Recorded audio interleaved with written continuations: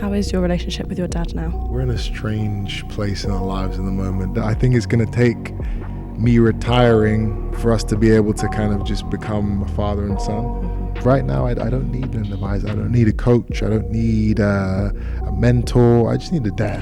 Charlotte Daly on Mailsport Boxing. I'm joined by Chris Eubank Jr. First of all, how are you doing? Good. It's a lovely day in London, a rare occasion. Beautiful gym, beautiful weather, beautiful people. Everything's good. You say about the beautiful weather. I don't know if you've brought the beautiful weather from London, or we've had a few rainy days, so I don't know if you've taken it or what's going on there. I mean, I've been in Dubai and Las Vegas for the last year, pretty much. So the heat that I've been dealing with out there is insane, especially over the summer. But it's nice to be here in kind of a more normal heat that you can just kind of enjoy without having to, sweat to death. But yeah, no, it's slightly more great. Reasonable temperatures. Yeah. So how come you have decided to come back to the UK? I've never done a training camp in London, mm-hmm. and I didn't want to end my career without doing that. Everything's here, the facilities, the team, the accommodation. I thought, I want to do this camp in the UK. Well, back in camp now, back on a fight card. Does it feel good to be getting back into the action? It really does. I missed it. I've been out of the ring for a year, and man, I'm itching to get back in there. We've got this amazing fight card in Saudi, October 12th. Tough opponent. A great opponent for me to get back into the ring to after a year out. Training every day, cutting the weight, getting back into that process. I'm excited. You talked there about the fact that you've been out of the ring for a year and you are turning 35 in September. Your style is kind of based on overpowering your opponents with your pace and the amount of punches that you throw and your intensity and your fitness. Do you think you can still fight that style? We're going to find out in a couple of months. It's, I don't see any changes. I don't feel any different. I turn 35 next month. I'm still strong. I'm still in shape. I'm still hungry. Still got that fire in my belly each and every day I wake up going to the gym. And that's something that, fighters do lose as they get older. Sometimes they just get fed up or bored, or they fall out of love with the sport. I'm enjoying the sport even more because I have now the freedoms to do the things I want to do, to pick the team, to pick the places I can train, the food, the sparring partners, the equipment, everything I can kind of control now. So that it makes it more enjoyable. And so far camp's gone great. It's more enjoyable, but it's still a huge level of dedication, and you're somebody who, even out of camp, doesn't fluctuate. You're always in shape and you're always fit and almost ready to go. That must be quite draining and almost lonely, constantly plugging away at the gym. Does it ever weigh on you in the fact that you are just constantly switched on and ready? I started to understand very early on that is the lifestyle that you have to live if you want to succeed in this sport. You have to sacrifice. You have to be obsessed. You have to be dedicated. If you don't live the lifestyle outside of the gym, there's only so much you can do, and there's only so long you can do it for. My whole thing was, how can I make my career last for as long as possible? Because at the end of the day, boxing compared to most other careers is extremely short. You've got a very short period of time to make your money, to make your name, to achieve what you want to achieve. It's gone very quick. So my thing was, all right, make the sacrifices now, because 40 years old is not old. But at 40, you're not going to fight again. You're not going to fight anymore. So then you've got another 50, 60 years on the planet where you have to live. You have to provide for your family, for yourself. You have to be a functioning human being. If you haven't put the effort and the time and the dedication into boxing, then when you retire, you're going to have to go and work a 9 to 5. I don't want to do that. You know, and I've seen it. I've seen world champions who now, you know, they're training guys in gyms for a living. It's heartbreaking, you know, to see guys that have reached the top of the sport and they still don't have money at the end of it.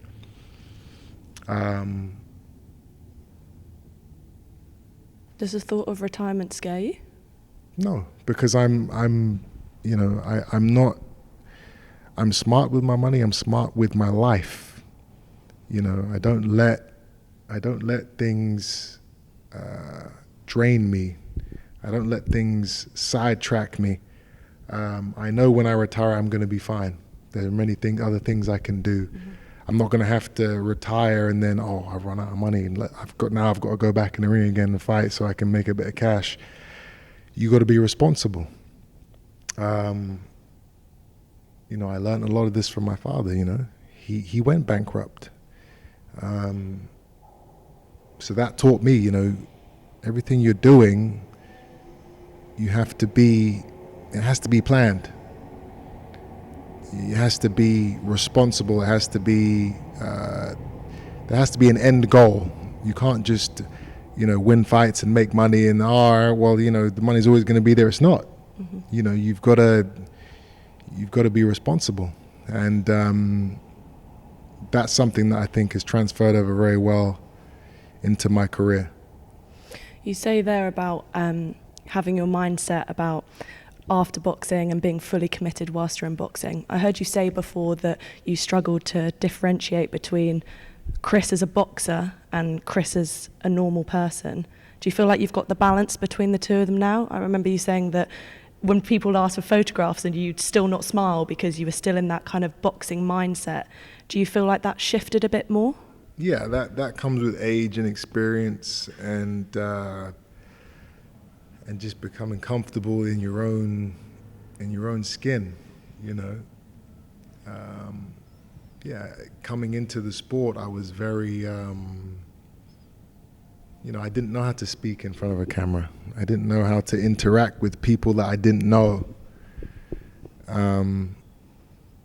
But once you've done something for a certain amount of time, it becomes second nature. So yeah, at the beginning of my career, it was hard for me to kind of get out of that fighter mentality, that fight mode. So I would be in the gym, and I was a fighter. And then when I was out of the gym, and I was interacting with normal people, I still had that fight mentality, you know.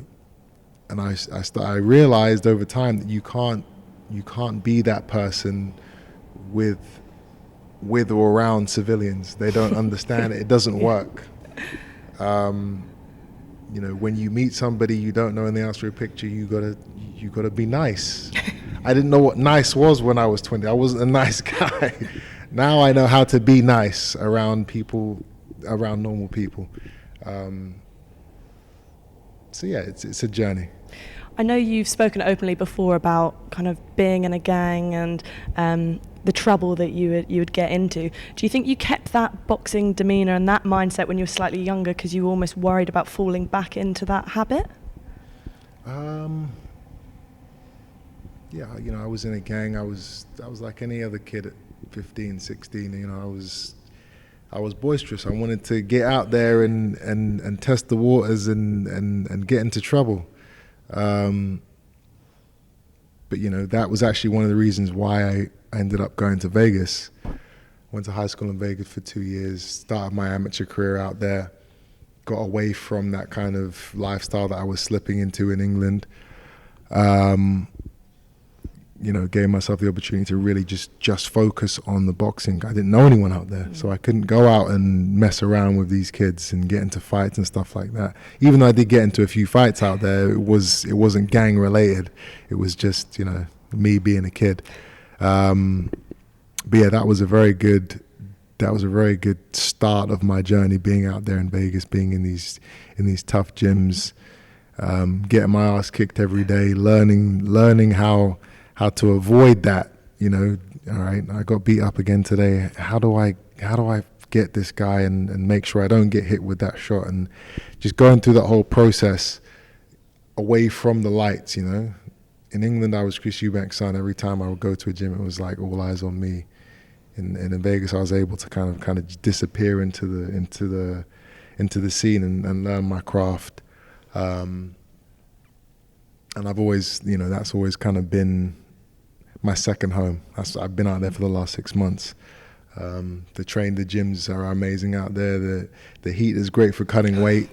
As long as you don't get caught up in the lifestyle on the strip, which a lot of guys do. You got the clubs and the girls and the drink and the gambling. As long as you don't let that sidetrack you, then Las Vegas is actually an amazing place to just be a fighter and to train and to live.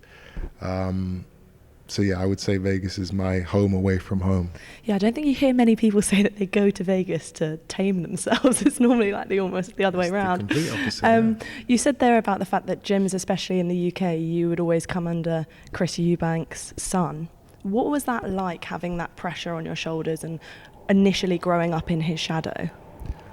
It was a huge pressure. But I used that. I used the fact that I knew everyone was expecting me to do all these things, and everyone was comparing me to my old man who was a world champion, and I'm just an amateur coming up. Having that same name, having that same kind of style and swagger, it was a huge pressure. Every time I jumped over those ropes in these amateur fights and in the pros, I'm putting pressure on myself. But I knew that the pressure it would make me fight more. I knew because all eyes were on me and because the expectations were so high that I had no choice. I had to perform. I had to win. I had to train hard and to fight hard. I couldn't let my old man down, and more importantly, I couldn't let myself down. How is your relationship with your dad now? We're in a weird, we're in a strange place in our lives in the moment. It's very hard to kind of, go through an entire career being with your old man, and then to not have him around anymore in terms of, the boxing side of things. But I just felt that that's what I needed. I felt like I wanted to, and I would say this to him as well. I was like, listen, I'm going to write a book one day.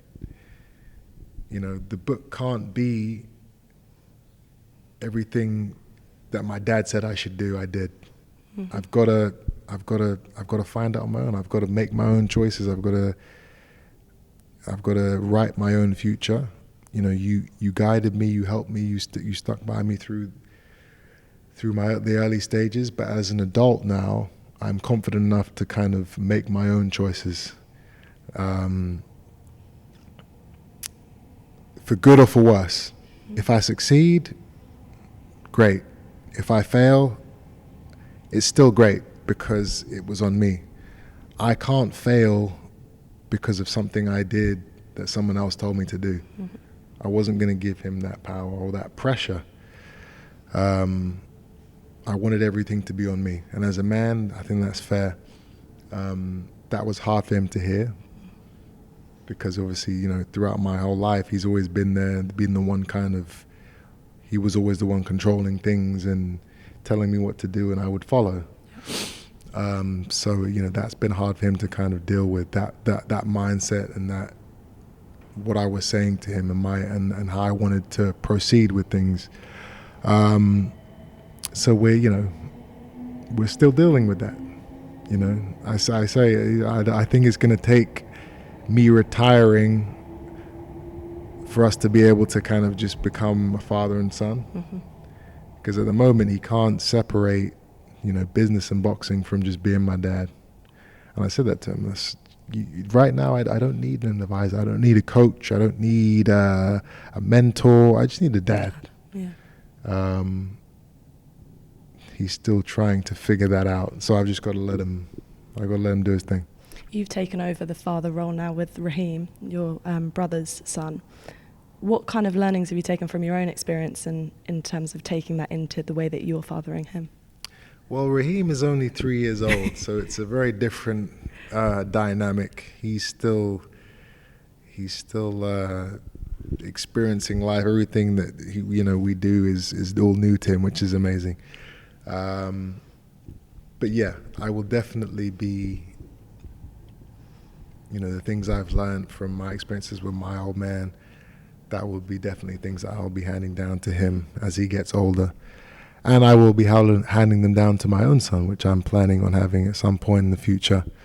I want to give him a brother. And I do, when I'm around him, it's a different feeling. That type of love is a different feeling. And it makes you want to have that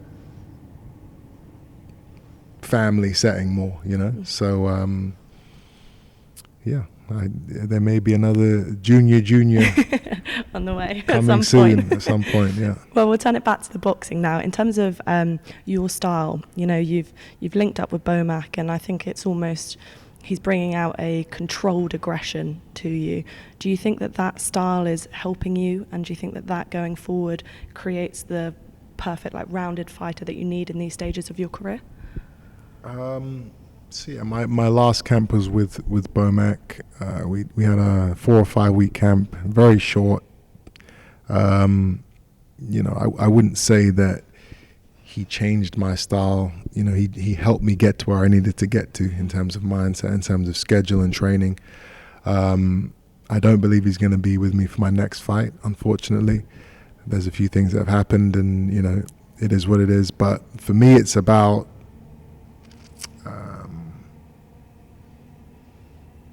getting back into, that camp life, the cutting weight, just getting that whole process back on track. Being out of the ring for a year is not a good thing at my age.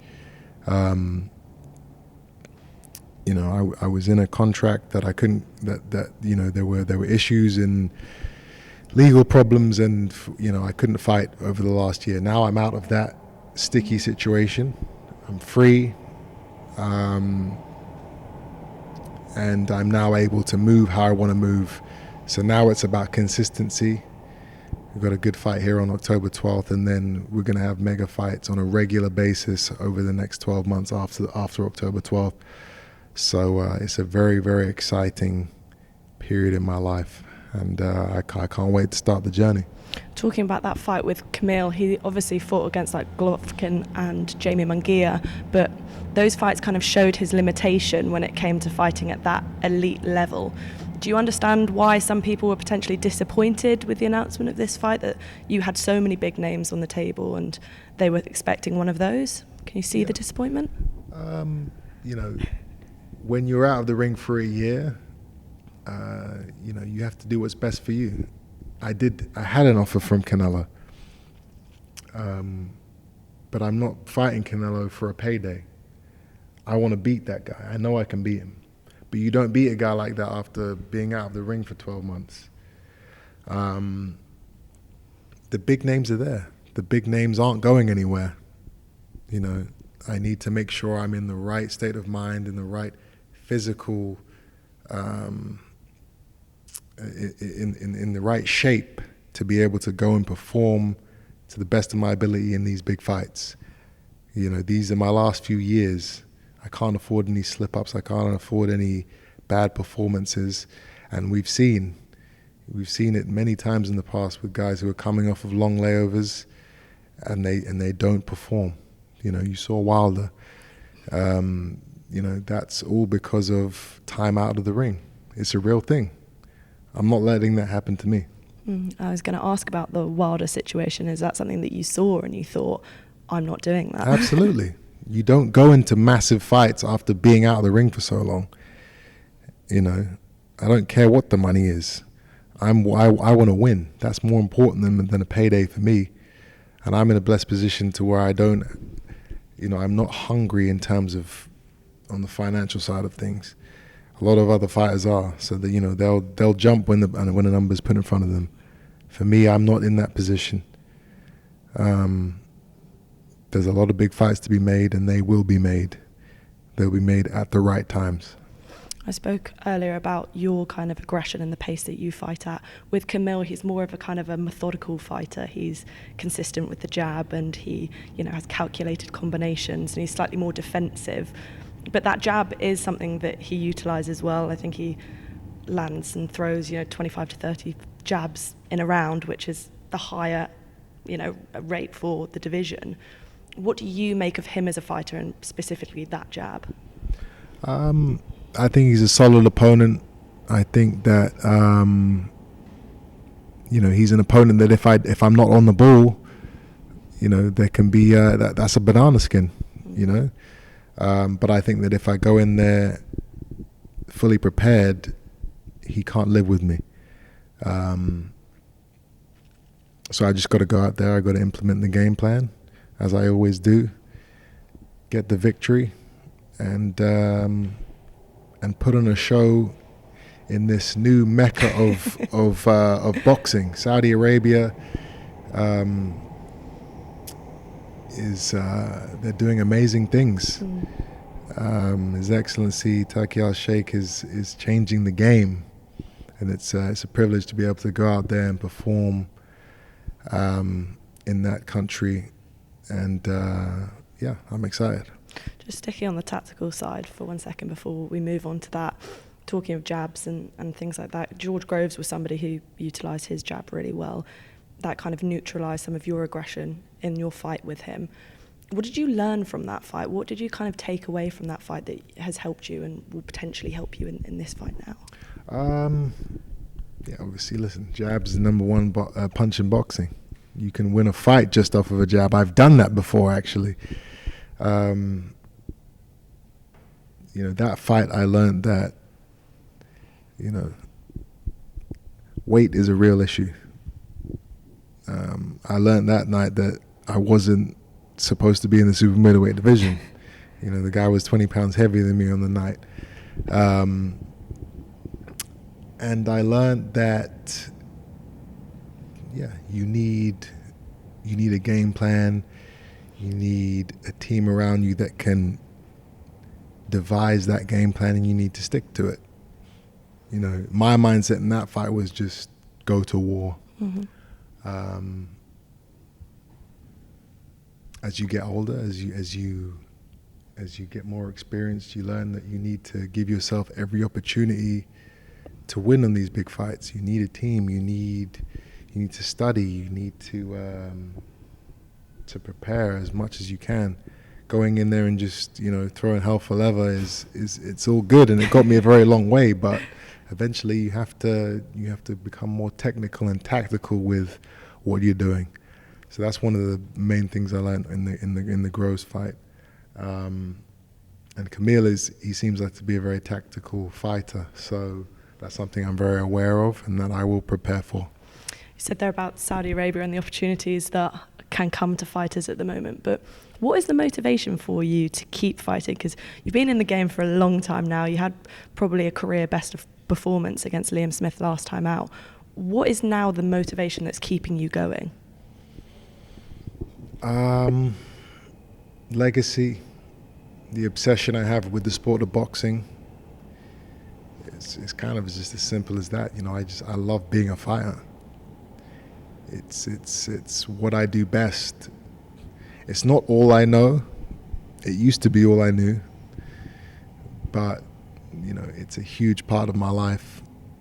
And as long as I'm physically capable to be a part of the sport, I'm going to do that, because I love it. I love the competition. I love the adrenaline rush. I love the respect that you get from your peers and from the public being a fighter. I want that to last as long as possible. So those are the driving factors. You also have the financial side of things, you know. Like I said, boxing is a very short career. You have to make as much money as you can in a very short space of time. You know, I want my kids to be comfortable, to be set. You know, my father made a hell of a lot of money in his career. He still ended up going bankrupt. I was still put in a position to where if I didn't make it in the sport, or if I didn't make it in anything I was doing, you know, I would have been a 9-to-5 guy. Mm. And, you know, the Eubank family name would have been, you know, oh yeah, his dad used to fight. That would be it. You know, I had the pressure of having to carry that name on, and if I didn't succeed, the name wouldn't go anywhere.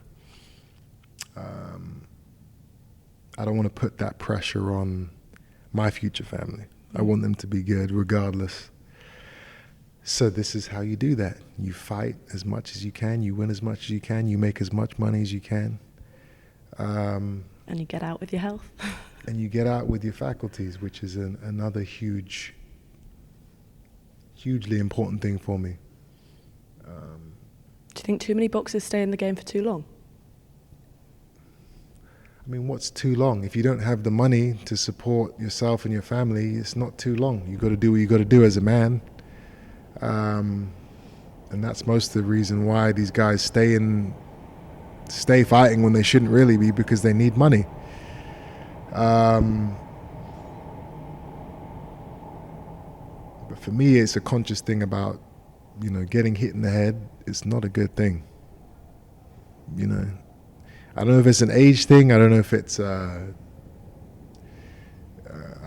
don't know if it's, I don't know what it is, but I notice, you know, I forget things more than I used to a couple of years ago.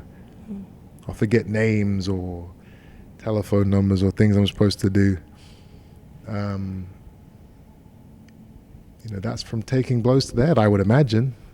So, you know, that's something that's very, I'm very aware of. You know, now sometimes I'll just do body sparring outside of a fight camp, because it gets you in shape. It gets you, you know, it gets you back into that ring fight mentality. But you're not taking blows to the head, unnecessary blows to the head. You know, people think that it's in the fights. It's not in the fights. It's in the sparring. It's in the day in, day out spars where you're getting hit. That's what builds up and affects you mentally over the years.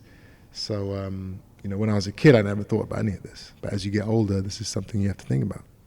Are you conscious about it? Like, do you try and do anything to help with your memory? Can you even do stuff to try and keep it ticking over? I have like brain apps on my phone where you play like little games, memory games and stuff like that. Stuff is very good for you. Your brain is like a muscle, you know. If you train it, if you use it, it improves. So stuff like that it can definitely help. Yeah. Well, before I do let you go, just talking about those big fights that are in the pipeline, you've kind of given us your target or your hit list as such. Huge names on it. Just to run through some of them, Conor Benn in particular is a name that keeps swirling around, and that fight between the two of you is highly sought after. Will it happen at some point, as long as obviously Conor Benn is in a situation to be able to do that on, you know, territory that we would want it on? Is that something that you're still wanting, still pursuing, still looking for? Yes, that fight will happen, I would imagine, within the next 12 months. It has to happen. It's too big of a fight for it not to happen. So once he's got the mess he's got himself into, once that's straightened out, I'm going to teach that kid a lesson. Billy Joe Saunders settling a feud there, I guess, getting one back. Saunders is another one. A lot of bad blood, again, a lot of bad history, and he's another one that he's got to get himself in check again. Once that happens, that fight is going to get made. And last one I'll ask you about is obviously Canelo, because you were in talks, I believe, to have that fight. What kind of happened there, and when do you envision that one coming through? I think that fight will happen. I'm wanting it to happen May of next year. There was an offer for September of this year. We couldn't come to an agreement in terms of the business side of things. I was kind of being, you know, rushed and pushed into something that, you know, it just wasn't right. You don't go into a fight like that off of a year layoff. I want to beat this guy. I don't want just a payday. So yeah, consistent fights over the next 6 months, and get him in May next year. Well, it's all coming up, and I appreciate you so much for taking time to speak to me. No problem.